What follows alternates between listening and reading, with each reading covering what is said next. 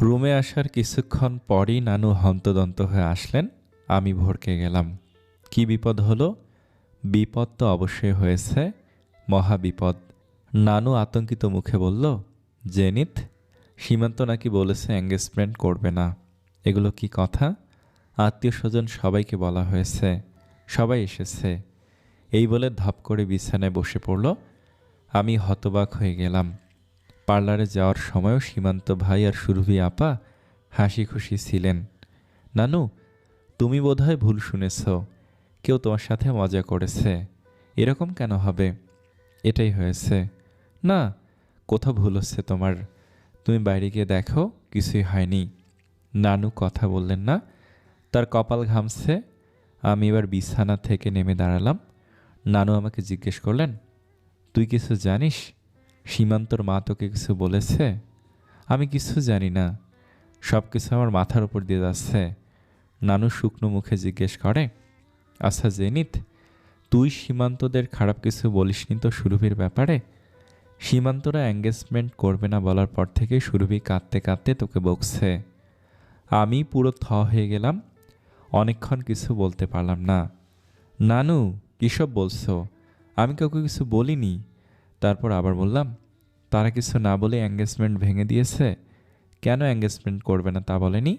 এর ভিতর দেখলাম বড় মামা আর মামি আসলেন আমার রুমে। মামি চাপা গলায় চেঁচিয়ে উঠলেন আমার সাথে, কি বলেছিস তুই আমার মেয়ের সম্পর্কে সীমান্তদের? সারা জীবন আমাদের খেয়ে পড়ে আমার মেয়ের ক্ষতি করছিস এখন? মামি হুট করে আমাকে খাওয়া পড়ার খোঁটা দিয়ে বসলেন। আমি বাকরুদ্ধ হয়ে গেলাম। কিছুক্ষণ চুপ থেকে কঠিন স্বরে বললাম, আগেই সীমান্ত ভাইদের জিজ্ঞেস করো কেন তারা এমন করেছে। কোনো কিছু না জেনে আমার দিকে আঙুল তুলবে না। এভাবে এঙ্গেজমেন্ট ভেঙে যাওয়া অনেক অপমানের লজ্জার। বড় মামার মুখটা খুব অস্থির দেখাচ্ছে। তিনি বললেন, সুরভি এত মানুষ রেখে তোকে দোষারোপ করছে কেন? আশ্চর্য কথাবার্তা। সীমান্ত ভাইকে বাচ্চা মানুষ যে এঙ্গেজমেন্টের মতো গুরুত্বপূর্ণ ব্যাপার আমার কথায় ভেঙে দিবে? আমাকে দোষারোপ করতে করতে তোমাদের অভ্যাস হয়ে গেছে, তাই না? যাও গিয়ে সীমান্ত ভাইকে জিজ্ঞেস করো। আমি চেঁচিয়ে উঠলাম। মামা আমাকে আস্তে কথা বলতে বললেন, জোর করে কিছু হয় না। বিয়ের আসরে বসেও বিয়ে ভেঙে যায় কত, কিন্তু তার জন্য যে কোনো কারণ থাকে। তারা এঙ্গেজমেন্ট করবে না ঠিক আছে, আমাদের মেয়ে আমাদের জন্য বোঝা হয়ে যায়নি যে তাদের হাতে পায়ে ধরে এঙ্গেজমেন্ট করাবো। তাদের অবশ্যই যথাযথ কারণ বলতে হবে। আমরা তো তাদের কাছে প্রস্তাব নিয়ে যাইনি, তারা এসেছিল। আমি আমার আত্মীয় স্বজনদের বলেছি, তাদের মুখ দেখাবো কিভাবে? যথাযথ কারণ দেখাতে না পারলে আমি মানহানির মামলা করব। বড় মামা ক্রোধ নিয়ে বললেন কথাগুলো। এর ভিতর সুরভি আপা সেখানে হাজির হলেন কাঁদতে কাঁদতে। মেজো মামা মামি, ছোট মামা মামি এসেও জড়ো হয়েছেন। আমন্ত্রিত আত্মীয় স্বজনদের কানে এখনও এই কথা পৌঁছায়নি, তবে খুব শীঘ্রই পৌঁছে যাবে মনে হচ্ছে। জামিল ভাইয়া আমাকে খুঁজতে এসে ভিড় দেখে রুমের সামনে দাঁড়িয়ে যায়। এখানে কি ঝামেলা হয়েছে তা বোঝার চেষ্টা করছে। নানু জিজ্ঞেস করেন, এখন কি করব? বড় মামা মুখ কালো করে থমথমে গলায় উত্তর দেয়, কি আর করব? যারা এসেছে তাদের বলবো এঙ্গেজমেন্ট হবে না, চলে যান। এর ভিতর সুরভি আপা মুখ খুলল, আমি তোমাদের সবাইকে কিছু বলতে চাই। এসব কিছু তোমাদের জানা দরকার। চোখ মুছে কান্না থামিয়ে তিনি বলতে শুরু করে, জেনিতকে তো সবাই ভালো করেই জানো। ওকে সবাই ছোট থেকে চেনো না? ও নিজের স্বার্থের জন্য কি কি করতে পারে। আজকে এঙ্গেজমেন্টটা ওর জন্য ভেঙেছে, এটাই সত্যি কথা। ও পছন্দ করতো সীমান্তকে। একবার ও হাতের রক কেটেছিল না? কেন কেটেছিল জানো? সীমান্তর জন্য। সীমান্তকে পছন্দ করতো না, তিনি পছন্দ করতেন আমাকে। তোমরা শুনতে না জেনিতের সাথে আমার প্রায় ঝগড়া হতো? এটা নিয়ে ও আমার সাথে ঝগড়া করত। ও সীমান্তর মায়ের কাছে গিয়ে আমার বদনাম করত। আমাদের সম্পর্ক ভাঙার চেষ্টা ও করত অনেকবার। তোমরা সবাই দেখতে না, সারাক্ষণ সীমান্তদের বাসায় থাকতো। ও তার রুমের দেয়ালে আই লাভ ইউ লিখে রাখত। একবার দেয়ালে সীমান্তর নামে পোস্ট লাগানো হয়েছিল না? সেটাও জেনিত করেছে। সীমান্তর বাবা মা ওর জন্য বিয়ের প্রস্তাব নিয়ে এসেছিল, কিন্তু সীমান্ত ওকে বিয়ে করতে রাজি ছিল না। এখন আমার সাথে এঙ্গেজমেন্ট হবে, সেটা কি ওর সহ্য হবে? ওকে চেনো না তোমরা? কেমন মেয়েও, কি কি করতে পারে ও? জেনিত এলাকার কোন ছেলেপেলে দিয়ে আমার নামে এত জঘন্য কথাবার্তা বলিয়েছে যে তারা এঙ্গেজমেন্ট ভেঙে দিয়েছে। ও হচ্ছে একটা কালপিট। মুহূর্তের মধ্যে আমি বিশাল অপরাধী হয়ে গেলাম। উপস্থিত সকলের কাছে সুরভি আপা যা বলেছে তাই ধ্রুব সত্যি হয়ে গেল। কেউ বিন্দুমাত্র সন্দেহ প্রকাশ করল না। এমন সাজানো গোছানো কথা কেউ অবিশ্বাস করতে পারে? মাঝে মধ্যে মানুষ অতি শোকে পাথর হয়ে যায়। নিজের বিরুদ্ধে এত বড় মিথ্যা অভিযোগ শুনে আমিও পাথর হয়ে গেলাম। প্রথমে বড় মামা আমার গালে কষে একটা চড় মেরে বসলেন। উপস্থিত সকলের হাবভাব দেখে মনে হচ্ছে সকলে লাইনে ধরে আমার গালে চড় দিতে চায়। মেজমামি বললেন, দুধ কলা দিয়ে কালসাপ পুষেছে আমার শাশুড়ি মা, ওকে আর এই বাড়িতে রাখাই উচিত না। এরকম অসভ্য মেয়ে আমি কখনো দেখিনি। কেউ কিছু বলে না দেখে মাথায় চড়ে নাচছে।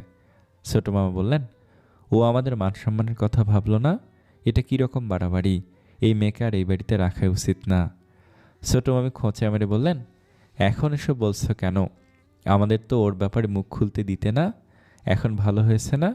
উচিত হয়েছে একদম। আমাকে নিয়ে মনের মধ্যে চেপে রাখা রাগ সবাই ঝাড়তে লাগলো।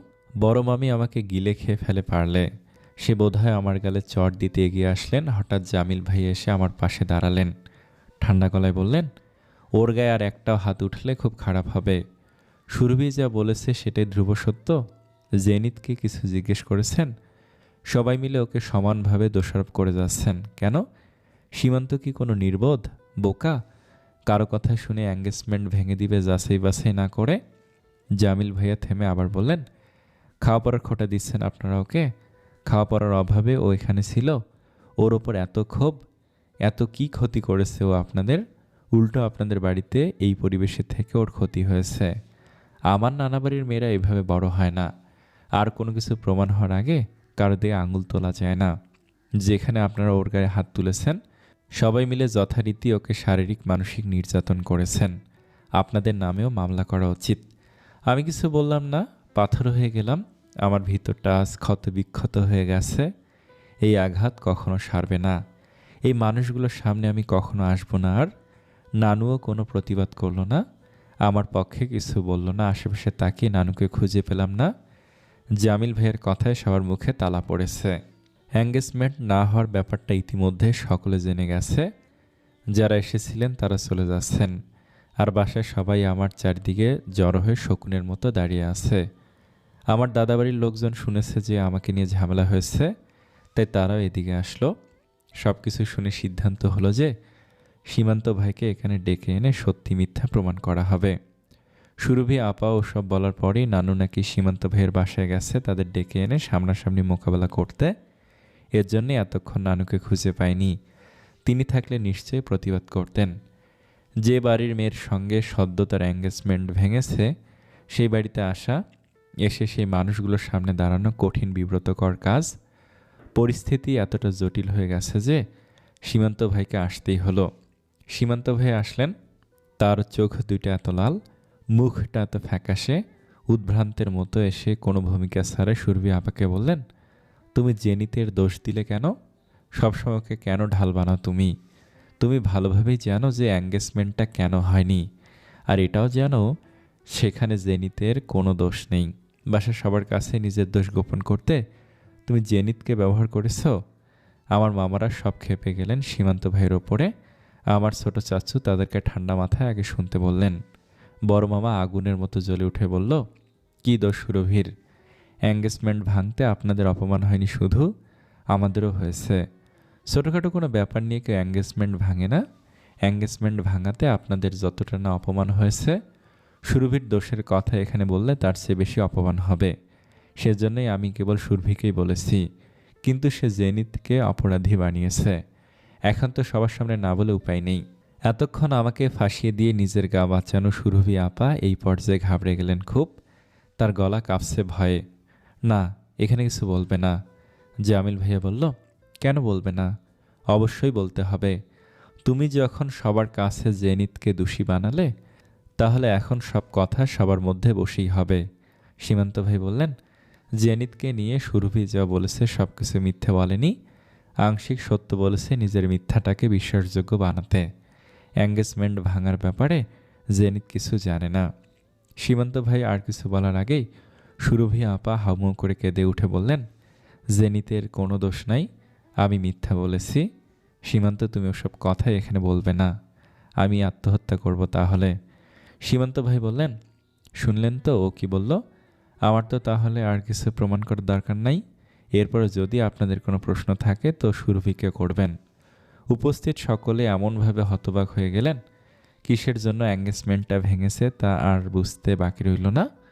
সুরভি আপার সম্পর্কে সব জেনে গেছে সীমান্ত ভাই, খুব ভালোভাবেই জেনেছে, কিন্তু কিভাবে জেনেছে তা সঠিক জানি না। নিশ্চয়ই নাদিম ভাইয়া আছে এসবের পিছনে। সুরভি আপা চেয়েছিলেন আমাকে দোষী করে নিজের গা বাঁচিয়ে নেবে, কিন্তু সীমান্ত ভাই যে নিজে আসবেন এসব প্রমাণ করতে তা হয়তো কল্পনা করতে পারেনি। সুরভি আপার এই স্বীকারোক্তির পর কারো তো আর কিছু বলার থাকলো না। সুরভি আপা কাঁদতে কাঁদতে নিজের রুমের দিকে চলে গেলেন। মামিও মেয়ের পিছনে পিছনে ছুটে গেলেন আত্মহত্যা করে কিনা আবার। সীমান্ত ভাই চলে গেলেন। বাসার অবস্থা এখন বলার মতো নেই। আমার ছোট চাচু বললেন, জেনিত, তুমি এখন আমাদের সাথে এই বাসা থেকে সারা জীবনের জন্য চলে যাচ্ছ। তোমার গুরুত্বপূর্ণ জিনিসপত্র গুছিয়ে নাও ঝটপট। মেজো মামা নিচু গলায় বললেন, একটু ভুল বোঝাবুঝি হয়েছে, ও এখান থেকে চলে যাবে কেন? ও ছোটবেলা থেকেই এখানে থেকেছে। চাচু আক্ষেপ করে বললেন, সেটাই দুঃখের ব্যাপার। ছোটবেলা থেকে এই বাড়িতে থেকেও জেনিত এই বাড়ির একজন হয়ে উঠতে পারেনি। আচ্ছা, আপনাদের ছেলে মেয়ে কোনো ভুল করলে শাসন করেন, চড় দেন, কিন্তু খাওয়া পড়ার খোটা দেন, বাসা থেকে বের হয়ে যেতে বলেন। ওকে কেন বলেছেন? কারণ ও এ বাড়ির একজন হয়ে উঠতে পারেনি। দীর্ঘ নাটকীয়তার পর আমি আমার গুরুত্বপূর্ণ জিনিসপত্র ঝটপট গুছিয়ে নিলাম। আমার গলা ছেড়ে কাঁদতে ইচ্ছে করছে। আমি ছোটবেলা থেকে এখানে বড় হয়েছি, এটাই নিজের বাড়ি বলে জেনেছি। সে বাড়ি থেকে আমাকে এভাবে চলে যেতে হচ্ছে, এত অপমান, এত কষ্ট, এত ঘৃণা নিয়ে। নানু হাউমাউ করে কাঁদছে। তিনি আমাকে নিজের সন্তানের মতো বড় করেছে, আমিও তাকে মায়ের মতো ভালোবাসি। কিন্তু এই ঘটনার পরেও এই বাড়িতে কিভাবে থাকি? মামার চরের আঘাতের দাগ আমার গালে বসে গেছে। আজ যে তাদের আচরণ আমাকে ঝাঁঝরা করে দিয়েছে ভিতর থেকে। এই মানুষগুলো আমাকে এত অপছন্দ করে। আমি আমার গুরুত্বপূর্ণ কাগজপত্র ছাড়া কিছুই নিলাম না। আসার সময় নানুর দিকে তাকানোর সাহস হলো না। বাসা থেকে বের হয়ে দেখি সীমান্ত ভাইয়ের মা গেটের সামনে দাঁড়িয়ে দাঁড়িয়ে আমার চলে যাওয়া দেখছে। তিনি আমার সাথে কোনো কথা বললেন না, কেবল তাকিয়ে থাকলেন। আমি দাদুবাড়ি চলে আসলাম। মাত্র কয়েক ঘন্টার ব্যবধানে কত কী হয়ে গেল, কত কী বদলে গেল, কতগুলো সম্পর্ক নষ্ট হলো। এসব যে বাস্তবে হয়েছে তা এখনও বিশ্বাস করতে পারছি না। মনে হচ্ছে দুঃস্বপ্ন। ছোটবেলা থেকে আমাকে নিয়ে আমার নানু আর দাদির মাঝে যে ঠান্ডা যুদ্ধ চলছিল, অনেক বছর পর হলেও সেই যুদ্ধে আজ আমার দাদি জিতে গেছে। সুরভি আপার সম্পর্কে কি কি জেনে সীমান্ত ভাই এভাবে এঙ্গেজমেন্ট ভেঙে দিলেন, এসব এখন চিন্তা করতে ইচ্ছে করছে না, তবু মাথায় আসছে। আমার প্রতি মামা মামিদের আমার নিষ্ঠুর আচরণ আমার মনে ভয়াবহভাবে দাগ কেটেছে। কোনো যাচাই বাছাই ছাড়া তারা আমার গায়ে পর্যন্ত হাত তুলেছে। এখানে আসার পর থেকে কারোর সাথে একটা কথাও বলিনি। আমি যেন কথা বলতে ভুলে গেছি, যদিও সবাই আমাকে সান্ত্বনা দেওয়ার চেষ্টা করেছে। রাতে ছোট ফুপির সাথে শুয়েছি। আমি চোখ বুঝতে পারছি না, চোখ বুঝলে শুধু ওই দৃশ্যটা ভেসে উঠছে। সবাই মিলে আমাকে অপমান করার দৃশ্য, আমার গায়ে হাত তোলার দৃশ্য। এত ঘটনার মধ্যে শুধু এটা নিয়েই আমি ট্রমাটাইজ হয়ে যাচ্ছি। মানলাম সুরভি আপার সাজানো গোছানো মিথ্যা কথা শুনে তারা আমাকে ভুল বুঝেছে, ভুল বুঝে তারা আমাকে শাসন করত। কিন্তু সবাই মিলে বাড়ি থেকে বের হয়ে যেতে বলল, খাওয়া পড়ার খোটা দিল। এত বছরেও তারা আমাকে তাদের পরিবারের একজন ভাবতে পারল না। আমার গায়ে জ্বর এসে গেল, প্রচণ্ড জ্বর। জ্বরে কাঁপছি আমি, এমন জ্বর আর জীবনেও আসেনি। জ্বরের ঘরেও শুধু আমার এই দৃশ্যগুলোই দেখতে পেলাম। আমি ওসব থেকে বের হতে পারছি না।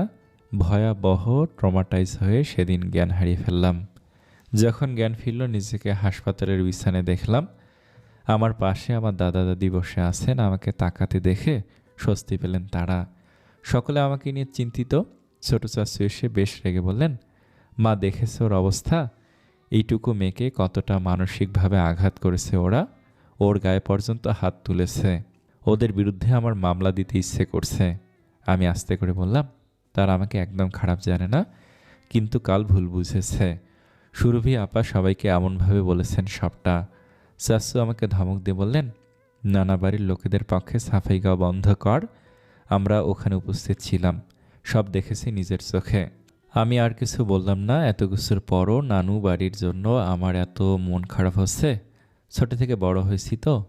নানু আমাকে দেখতে এসেছেন হাসপাতালে, এসেই কান্না শুরু করে দিয়েছে। আমাকে ফোনে না পেয়ে ছোট ফুপুর কাছে ফোন দিয়ে শুনেছে আমি অসুস্থ, সঙ্গে সঙ্গে ছুটে এসেছেন। আমি বিরক্ত মুখে বললাম, এভাবে কাদার মতো কিছু হয়নি, কী হওয়ার বাকি আছে? আমি আমার সন্তানের চেয়ে তোকে বেশি ভালোবাসি। তোকে ওরা এত আঘাত দিয়েছে, তুই এখন আমার থেকে দূরে চলে এসেছিস। আমি আমার বাসায় থাকবো এখন থেকে, তুমি দরকার হলে সবসময় আমার সঙ্গেই থাকো। আমরা দুইজন একসঙ্গে থাকবো। এবার অন্তত কান্নাকাটি বন্ধ করো। নানু কান্না থামানোর চেষ্টা করলো। এরপর আমার দাদা দাদির সঙ্গে সৌজন্যমূলক আলাপ করলেন।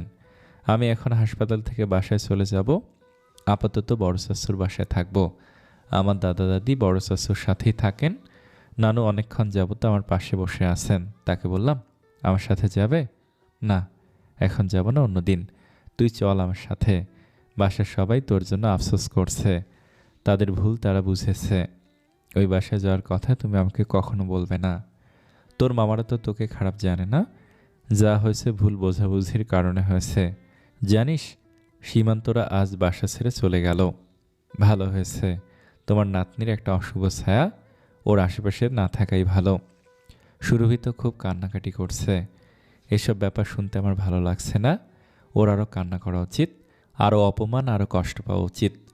তোর বড় মামা খুব ভেঙে পড়েছে, তোকে চড় মেরেছে, তার জন্য দুঃখ পাচ্ছে। আমি সবাইকে অনেক বকাঝকা করেছি, বলেছি এই বাসা আমার, ওকে বের হতে বলার ওরাকে। তোর আমার বাসা থেকে বের হয়ে যা। নানু আমাকে তার বাসায় ফিরিয়ে নেওয়ার জন্য বোঝানোর চেষ্টা করেছে খুব। আমি তাকে পরিষ্কার করে দিলাম, আমি কখনই যাব না। তুমি তোমার ছেলেদের সাথে মিলেমিশে থাকো, আমার জন্য তাদের সাথে কোনো ঝামেলা করো না। হাসপাতাল থেকে আমি বড় চাচুর বাসায় আসলাম। নানুও চলে গেলেন তার বাসায়। বাসায় আসার পর কাজিনরা সবাই মিলে আমার মন ভালো করার উদ্যোগ নিল। আমি জানি আমার এই মন খারাপ সময়ের সাথে সাথে হালকা হয়ে যাবে। এসব কিছুতে আমার মন ভালো হবে না, কিন্তু ওরা আমার কোনো কথা শুনছে না। সবাই মিলে পরিকল্পনা করেছে ট্যুরে যাওয়ার। এখন আমার শরীর মন কোনোটাই ট্যুরে যেতে সায় দিচ্ছে না, তাই বললাম, এখন ট্যুরে যাব না, এর চেয়ে ভালো আমরা সবাই মিলে ছাদে বসে বারবিকিউ করব, হইচই করব, তাতে আমার মন ভালো হয়ে যাবে। বাসার ছাদে বারবিকিউর আয়োজন করা হয়েছে। সবার মধ্যে থেকে মনটা একটু ভালো লাগছে, কিন্তু ওই দিনের ওই মুহূর্তগুলো এখনও চোখে ভেসে উঠছে বারবার। ওসব বেশি মনে পড়লেই আমার গায়ে জ্বর জ্বর লাগে। মেয়েরা সবাই মিলে মুরগি কাটছে। জামিল ভাইয়া কয়লা নিয়ে আসলেন।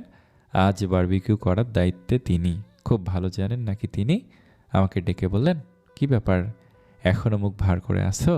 না, আমার মন ভালো হয়ে গেছে। মিথ্যে বলো না, তোমরা দুই বোন মিলে এক ছেলের প্রেমে পড়ে গেলে। আমাকে কি দেখতে খারাপ? একজন আমার প্রেমে পড়লে না? আমার সঙ্গে এসব ইয়ার্কি মারতে ডেকে এনেছেন এখানে? মেজাজটা চটে যাচ্ছে, রেগে বলি, আমার সঙ্গে একদম এসব কথা বলবে না। সুরভি মেয়েটা ভেরি ডেঞ্জারাস। সীমান্ত ছেলেটা একটুর জন্য ওর হাত থেকে বেঁচে গেল। কপাল ভালো, এখন তো সীমান্ত সিঙ্গেল, তুমি চান্স পাবে।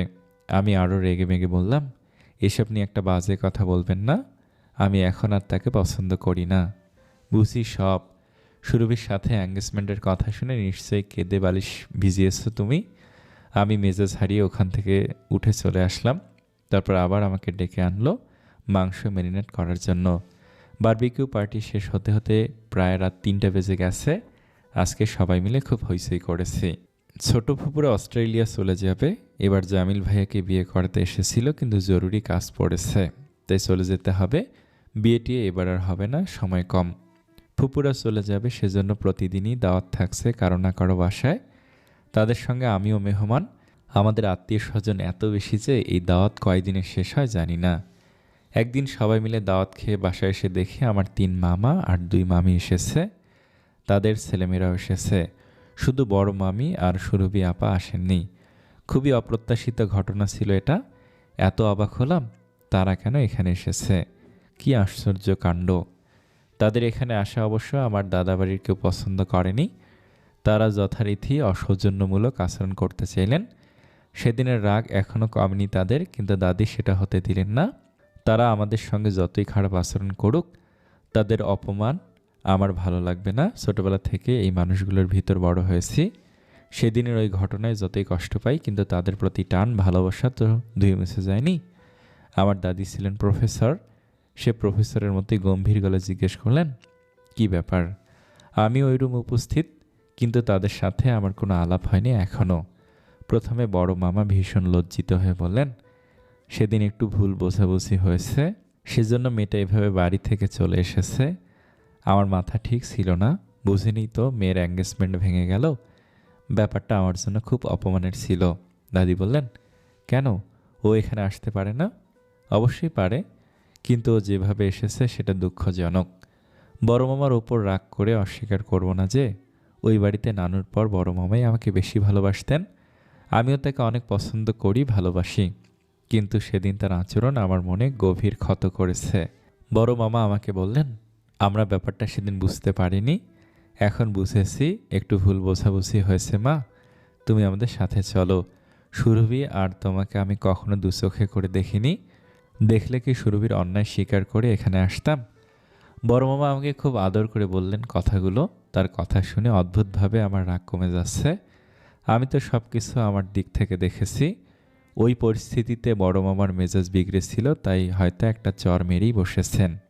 আমার চাচুরা কঠিন তর্ক বিতর্ক শুরু করতে চাইল। দাদি তাদের থামিয়েছে। অনেকক্ষণ এসব কথাবার্তা চলল। অবশ্য মামিরা তেমন কথা বলছে না। আমি জানি তারা নিজেদের আগ্রহে এখানে আসেনি, মামাদের চাপে পড়ে এসেছে। মনে মনে তারা হয়তো দোয়া করছে আমি যেন আর না ফিরি। দাদি তাদেরকে নাস্তা দেওয়ার জন্য বলল। একটু পর নাস্তা আসলো। ছোট মামা বললেন, জেনিত আমাদের সাথে না গেলে আমরা নাস্তা খাবো না। সেদিনের ভুল বোঝাবুঝি, রাগারাগি, স্বরের কথা আমি হয়তো ভুলে যাব, কিন্তু এছাড়াও একটা বিষয় সেদিন খুব ভালোভাবে উপলব্ধি করতে পেরেছি যে ওটা আমার বাড়ি না, আমি ওই বাড়ির সদস্য না। আমি ওখানে অতিথি হিসেবে মাঝে মাঝে যেতে পারি। এই উপলব্ধিটা আমার কখনো ভুলে যাওয়া উচিত না। আমি তাদের বললাম, তোমাদের ওপর আমার রাগ চলে গেছে, আমি তোমাদের বাড়িতে অবশ্যই বেড়াতে যাব যখন ইচ্ছে হবে। এই কথার পর আমাকে আর জোরাজুরি করে লাভ হলো না। তারা এখানে আসায় কষ্টটা একটু কমেছে। দাদি তাদের রাতে খেয়ে যাওয়ার অনুরোধ করলো। আমার দাদি খুবই ঠান্ডা মাথার বুদ্ধিমতী মহিলা, অত সহজে কারোর সাথে রাগ দেখায় না। বড় মামা বললেন, আজকে তো থাকার জন্য আসিনি, অন্য আরেকদিন দাওয়াত করেন, নিশ্চয়ই আসবো। তারা চলে গেল। আমি ব্যালকনিতে দাঁড়িয়ে তাদের চলে যাওয়া দেখছি। আমার কি তাদের সাথে যেতে ইচ্ছে করছে জানি না। ছোট ফুপু আর জামিল ভাইয়ের ফ্লাইট আজ রাতে। আমি বোঝাতে পারবো না কতটা মন খারাপ হচ্ছে আমার। একদম কেঁদে ফেলতে ইচ্ছে করছে।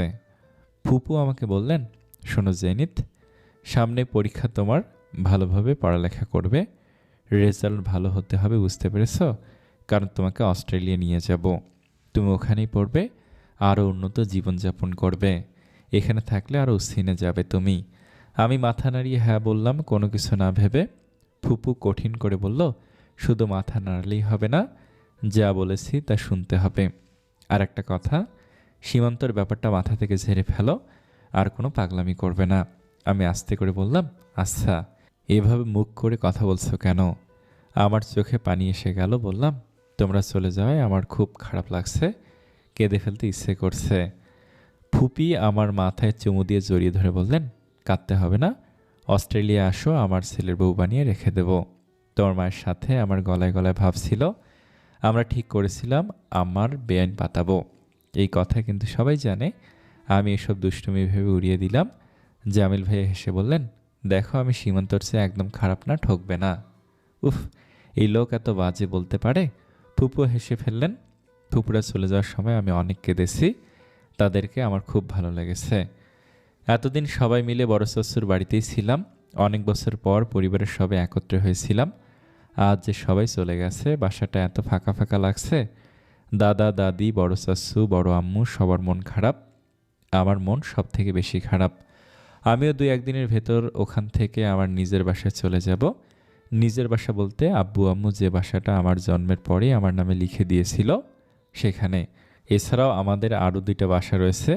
সে আমাকেই কিনা অন্যের বাড়িতে বড় হতে হয়েছে। আমি খুব মন্দ কপালের মানুষ। দাদা দাদি চাচুরা আমাকে কিছুতেই এখান থেকে যেতে দিবে না। বড় চাচু বললেন, একা একা থাকাটা কি ভালো দেখায়? আর মানুষ একা থাকতে পারে? ওই বাসার 2টা রুম বাদে সবই ভাড়া দেয়া। বললাম, একা কোথায় থাকবো? ভাড়াটিয়ারা তো আছে। বোকার মতো কথা বলো না তো। ভাড়াটিয়ারা তোমার কে হয়? এই বাসা থেকে তুমি এক পাও বের হতে পারবে না। নিজের ইচ্ছে মতো তো অনেক থেকেছো, এবার কথা শোনো। আমি কথা শুনলাম না, আমার জেদ হলো আর কারো বাসায় থাকবো না। ব্যাগপত্তর গুছিয়ে নিলাম। বড় চাচ্চু খুব রাগ করলেন, আমার সাথে কথাই বলবেন না। দাদি বললেন, তুমি খুব একগুঁয়ে, বাপের মতো হয়েছ। একা বাসায় মন খারাপ হবে? একা থাকা কি এত সহজ মনে করো তুমি? একা থাকা কঠিন হলে তুমি আর দাদু আমার বাসায় চলো। এটা তোমার ছেলের বাসা, ওটা তো তোমার ছেলের বাসা, সমস্যা কোথায়? আমার যুক্তিতে দাদি পরাস্ত হয়ে বললেন, ঠিক আছে যাব, তোমার দাদু ভাইয়ের শরীরটা সুস্থ হোক। বাসায় নতুন ফার্নিচার থেকে শুরু করে দেয়ালে আমার পছন্দের পোর্ট্রেট সব লাগানো কমপ্লিট। আমি বিকালে চলে যাচ্ছি। একা থাকার অভিজ্ঞতা কেমন হবে জানি না। চাচুদের দক্ষিণ পাশের রুমের ব্যালকনিটা আমার ভালো লাগে, খুব শৌখিনভাবে সাজানো, বিছানা পাতা। আমি সেখানে শুয়ে আকাশ দেখছি। দাদির হাতে রান্না অনেক ভালো, রান্নার গুণটা আমি বোধহয় তার কাছ থেকেই পেয়েছি। আজ দাদি আমার পছন্দের রান্না করছেন। হঠাৎ বড় আম্মু এসে আমাকে বললেন, জেনিত, তোমার সঙ্গে দেখা করার জন্য একজন মহিলা এসেছে। দেখো তো কে? আমার সঙ্গে দেখা করতে এসেছে? আমার সঙ্গে দেখা করতে কে আসবে আবার? প্রথমে আন্টির কথা মাথায় এলো, না, সে তো এই বাড়ির ঠিকানা জানি না। আসার পর থেকে তাদের সঙ্গে আমার কোনো যোগাযোগই হয়নি। যোগাযোগ না থাকাই ভালো। আমি আমার ফোনে নতুন সিম চালু করেছি, আন্টি নিশ্চয়ই ফোন করেছিল কিন্তু বন্ধ পেয়েছে। আমি গিয়ে আন্টিকে দেখে ভূত দেখার মতো চমকে উঠলাম। আমি তার সঙ্গে যোগাযোগ রাখতে চাই না, অথচ তাকে দেখে আনন্দে লাফিয়ে উঠছি। আন্টি সে আগের মতোই ভীষণ আদর করে বললেন, ইস, কতদিন পর দেখলাম তোকে। আমি বিস্মিত হয়ে জানতে চাই, তুমি এই বাসায় কিভাবে আসলে? চিনলে কিভাবে? যেভাবে আসার এসেছি তুই ভেবেছিস তোকে কখন আমি খুঁজে পাবো না? না, এটা অবশ্য ভাবিনি। ভেবেছি যেভাবেই হোক তোমার সাথে আমার আবার দেখা হবে। আমি যে রুমে এতদিন থেকেছি আন্টিকে সেখানে নিয়ে গেলাম। বড় আম্মুকে ভালো নাস্তা বানাতে বললাম। তোকে স্বাভাবিক দেখে আমার খুব ভালো লাগছে। যদিও তোর সঙ্গে আমার কথা বলা উচিত না, তুই আমার সাথে একটাবার যোগাযোগ করলি না, ফোনটা বন্ধ রেখেছিস। আচ্ছা, আমার সাথে তোর এত কিসের রাগ বলতো? আন্টি অভিযোগ করে বললেন। আমি বললাম, রাগ হবে না তোমাদের ওপর? তোমরা আমাদের সঙ্গে আত্মীয়তা করার কথা বলেও করলে না, এঙ্গেজমেন্ট ভেঙে দিলে। আমার ইয়ার্কি শুনে আন্টি হেসে বলে, আমি অনেক খুশি হয়েছি। আমার ছেলেটা কষ্ট পেলেও বিপদের হাত থেকে রেহাই পেয়েছে। তুই তো সুরভির সম্পর্কে সবই জানতিস, এসব তো তুই আমাকে বললি না। না বলেই কত কিছু হয়েছে। বললে নির্ঘাত আমাকে ছেলে দিত। আচ্ছা, তোমার ছেলের বিয়েটা কিভাবে ভাঙলো বলো তো? নাদিম নামে একটা ছেলে এসেছিল ওই দিন সন্ধ্যার দিকে, আরও 2টা ছেলে এসেছিল ওর সঙ্গে। 3জনের থেকে নাকি সুরভি দামি উপহার টাকা পয়সা নিয়েছে। সীমান্তর সঙ্গে সম্পর্কের অবস্থাও আরও ছেলেদের সাথে কথা বলেছে। শুধু কথা বলা না, আরও কত নোংরা কীর্তিকলাপ করেছে, তোকে বলতেও লজ্জা করছে। হোটেলেও থেকেছে। এইসব তোমার ছেলে বিশ্বাস করেছে। আমি বলেছিলাম দেখে উল্টো আমাকে অপমান করেছে, প্রমাণসহ দেখিয়েছে। বিশ্বাস না করে উপায় আছে? সুরভি মেয়েটা এমন ভাব করে থাকে যেন ভাজা মাছ উল্টে খেতে জানে না। আমার ছেলের দোষ দিয়ে কী লাভ? ও তো সুরভির সম্পর্কে এসব ভাবতেও পারেনি। খুবই ডেঞ্জারাস মেয়ে। ওসব দেখে তোমার ছেলে কেমন রিয়েক্ট করলো? দুঃখ পেয়েছে। দুঃখ পেলেও ভালো হয়েছে। ও আমাকে বলেছে সুরভির কোনো খারাপ অতীত থাকলেও আমি এঙ্গেজমেন্টটা ভাঙতাম না মা, কিন্তু ও আমার সঙ্গে সম্পর্কে থাকাকালীন এসব করেছে। এখন তার কী অবস্থা? ভেবেছিলাম তো অনেক ভেঙে পড়বে, এখন বেশ ফুরফুরে মেজাজে আছে দেখছি। দার্জিলিং থেকে ঘুরে এসেছে, মন মেজাজ নাকি ভালো হয়েছে, খুব ভালো। তুই কি সীমান্তের উপর এখনও রেগে আছিস? না, কিসের জন্য রেগে থাকবো? ও নাকি এসব কাহিনীর আগেই তোকে সরি বলেছে। হ্যাঁ। দেয়ালে টানানো ঘড়ির দিকে তাকিয়ে আন্টি চমকে উঠে বললেন, তোদের বাসায় এসেছি 2 ঘন্টা হয়ে গেছে, সর্বনাশ। সীমান্ত আসছে নাকি চলে গেছে কে জানে। কোথায় সীমান্ত ভাই? গেটের সামনে দাঁড়িয়ে আছে। আমি এখানে আসলাম কিভাবে জানিস? আজকে একটু মার্কেটে যাওয়ার জন্য সীমান্তকে নিয়ে বের হয়েছিলাম। ওর আজ অফিস ছুটি তো, এই রোড দিয়ে যাচ্ছিলাম। এখানে আসার পর ও বলল, মা, জেনিথ মনে হয় এখন এই বাসায় থাকে, ওর মতোই দেখছিলাম ব্যালকনিতে। কথাটা বলেও ও বিপদে পড়েছে। আমি গাড়ি থামিয়ে চলে এসেছি। তো তোমার ছেলে বাসায় না এসে গেটের সামনে দাঁড়িয়ে আছে কেন? তোর সামনে আসতে নাকি অস্বস্তি লাগছে সেজন্য। তোকে এত বড় বড় কথা শুনিয়ে শেষ পর্যন্ত নিজেই ধরা হয়েছে। ভালো হয়েছে না বল? আমি একটু হাসলাম। আন্টি তাড়াহুড়ো করে চলে গেলেন। বলেছে আবার আসবে। আমার ফোন নাম্বার নিয়ে গেছে, কিন্তু আমার তাকে বলা হয়নি যে এখান থেকে আমি চলে যাব। আন্টি বাসা থেকে বের হওয়ার পরে আমি ব্যালকনিতে গিয়ে দেখলাম সীমান্ত ভাই নিচে আছে নাকি চলে গেছে। না, আছে, যায়নি। একটা মানুষ 2 ঘন্টা রোদের মধ্যে দাঁড়িয়ে আছে আমার সামনে আসার ভয়ে। তিনি ব্যালকনির দিকে তাকাতে আমি রুমে চলে আসলাম। তার চোখে চোখ পড়ুক চাই না। আমি ওর বাসায় চলে আসলাম একা। দাদুর শরীরটা খারাপ, এজন্য দাদিও আসতে পারেনি। শরীর ভালো হলে আসবে বলেছে। এই বাসায় আসার পর অনেক ভাড়াটিয়া আমার সঙ্গে দেখা করতে এসেছে। ভালো ভালো খাবার রান্না করে দিয়ে গেছে। বাড়িওয়ালার সাথে সুসম্পর্ক রাখা বুদ্ধিমান ভাড়াটিয়ার কাজ। আসার পর থেকে ভাড়াটিয়াদের দেয়া খাবারই খাচ্ছি। রান্না করা, ঘর মোছা, কাপড় ধোয়া সব কিছুর জন্য মানুষ ঠিক করেই এসেছি এখানে। খাবার যেহেতু আছে, বুয়াকে আনতে নিষেধ করলাম। আমি আমার রুম নিজের মতো সাজিয়ে গুছিয়ে নিলাম। একা থাকতে আমার বোধহয় অসুবিধা হবে না। রাতে একা ঘুমোতেও সমস্যা নেই।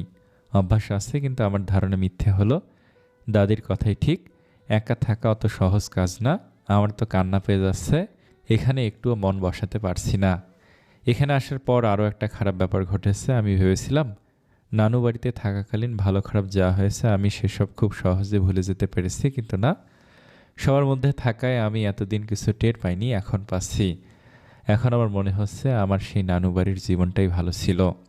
সীমান্ত ভাই আর আমাদের সেই পাশাপাশি বাসায় থাকা, সুরভি আপা, নিশাদ ওদের সাথে ঝগড়া করা, বাসার সকলের ওপর দাপট দেখানো, আমার সেই জীবনে কত সহজ ছিল। আমি সবাইকে খুব মিস করেছি। ইচ্ছে করছে আগের সেই সময়টাতে ফিরে যাই। মানুষের মন কত বিচিত্র সেটা এখন আমি উপলব্ধি করতে পারছি। ওই বাসায় থাকাকালীন ভাবতাম এর মতো খারাপ জীবন হয়তো হয় না। সিদ্ধান্ত নিলাম ফুপুর কথাই শুনবো, ঠিকমতো লেখাপড়া করে পরীক্ষাটা দেব, তারপর অস্ট্রেলিয়ায় চলে যাব। কিন্তু মনে হচ্ছে অস্ট্রেলিয়ায় গিয়েও ভাববো এই জীবনটাই ভালো ছিল। এখানে আসার দ্বিতীয় দিন এমন একটা কাকতালীয় অবিশ্বাস্য ব্যাপার ঘটেছে। কিছু কিছু জিনিস দেখলে নিজের চোখকে বিশ্বাস করতে ইচ্ছে হয় না। আমারও সেরকম হয়েছে। আমি আমার বাসার সিঁড়ি বেয়ে নিচে নামার সময় সীমান্ত ভাইকে দেখলাম। আমি ভালো করে কয়েকবার তাকালাম। ঠিক দেখছি তো? তিনিও আমার দিকে তাকিয়ে আছেন ভুরু কুঁচকে। হয়তো আমার মতোই ভাবছে যা দেখছে তা সত্যি কিনা। আমি কোনো কথা বললাম না। তিনিও হয়তো বলবে বলবে না ভেবে এত অনাকাঙ্ক্ষিতভাবে দেখা হয় জিজ্ঞেস করে ফেললেন, তুমি এখানে? আশ্চর্য, আমার বাসায় আমি থাকবো না?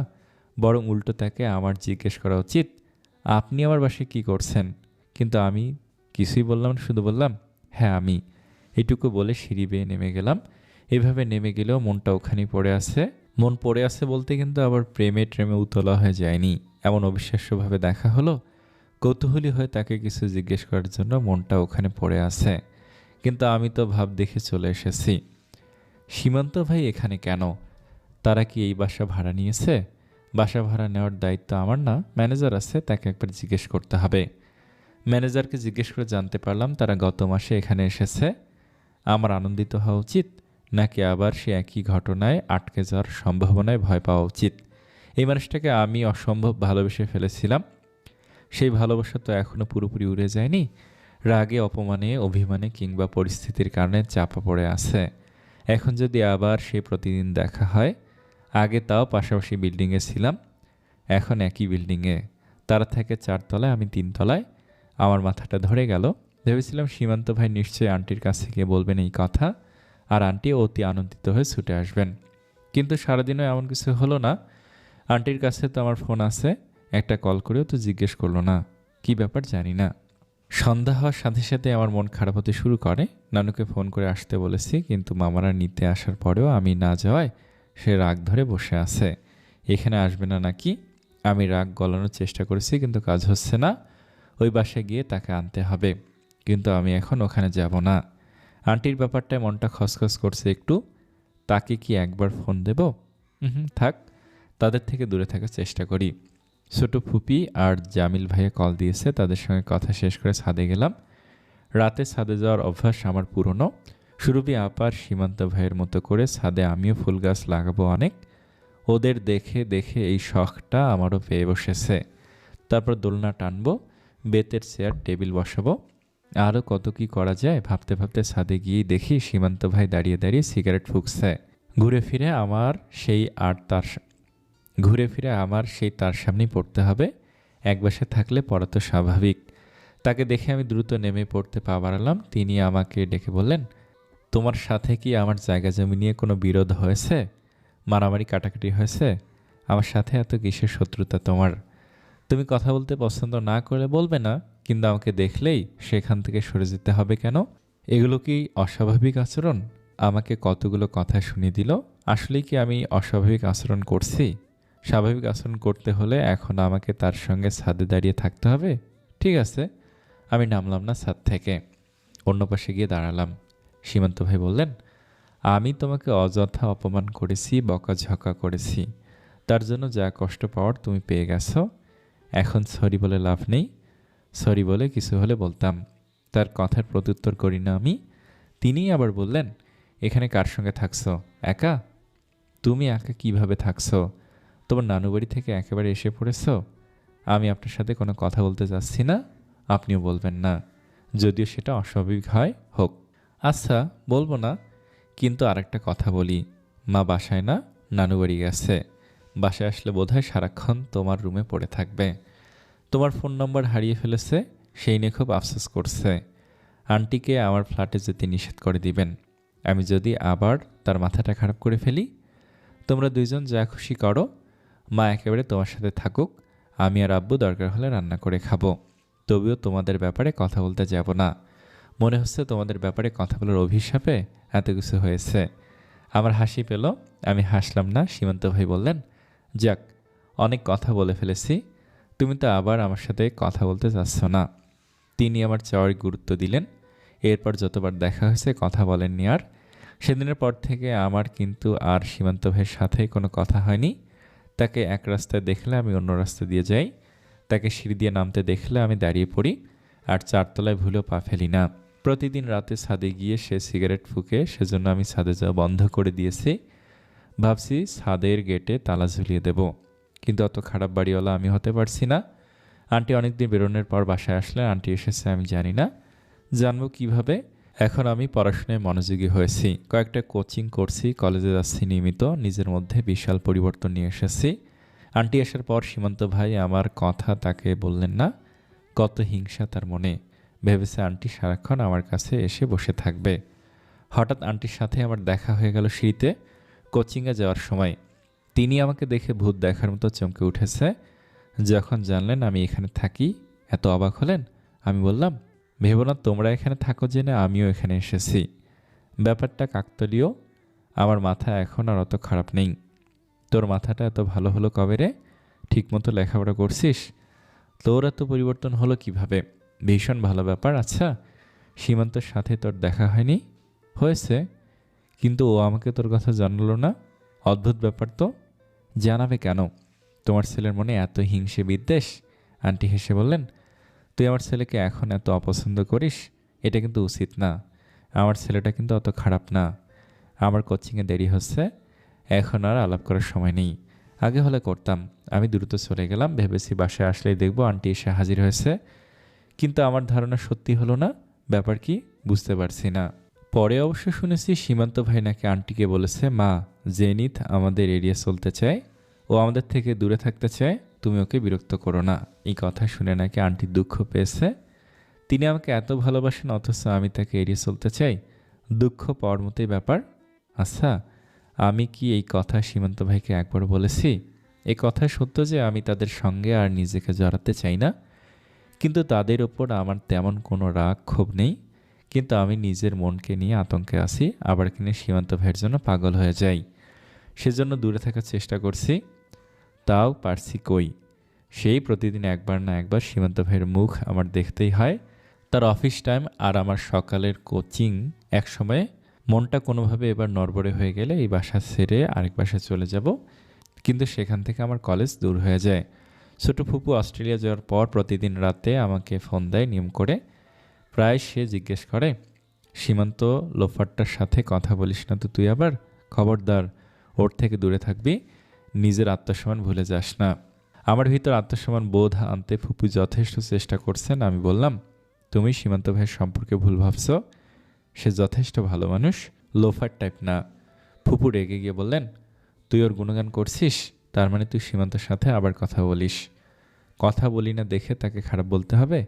দেখো, আমি তাকে পছন্দ করতাম, কিন্তু তার জীবনে অন্য কেউ ছিল। তার কি উচিত ছিল তার প্রেমিকাকে ছেড়ে আমার সঙ্গে প্রেম করা?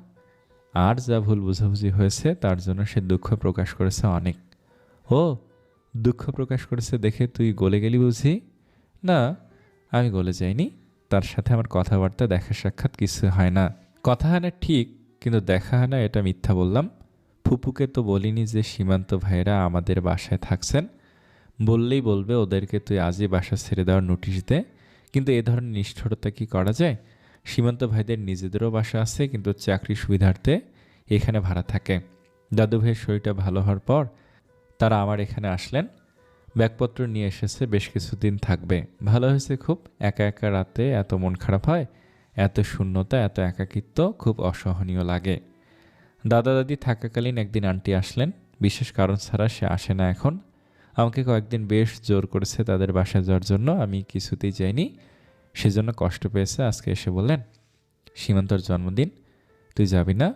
ও তো এখন তো শত্রু হয়ে গেছে। তবু বললাম, না বললে খারাপ দেখায়। তেমন কোনো আয়োজন না। সীমান্ত এবার ওর বন্ধু বান্ধবেরও বলবে না। যে ধাক্কা খেয়েছে এখনও সামলে উঠতে পারছে না।